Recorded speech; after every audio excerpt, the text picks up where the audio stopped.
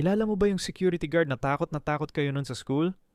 Si Kuya Ben, ang bantay ng aming paaralan nung elementary. Matangkad, maitim ang mukha, at laging nakasimangot habang naglalakad sa hallway.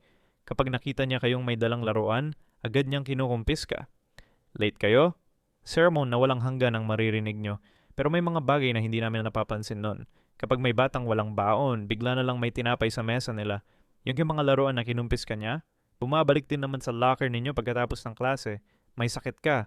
Siya mismo ang maghahatid sa clinic. Hanggang sa nalaman namin ng totoo, ginagamit niya ang sariling pera para bumili ng notebook para sa mga estudyanteng walang pambili. Nagtututor din pala siya ng libre pagkatapos ng klase sa mga nahihirapan. Bakit niya ginagawa lahat yon? Hindi raw kasi siya nakapagtapos ng pag-aaral noon. Maraming Kuya Ben sa mga paaralan natin, mga hindi lang bantay, kundi ama rin.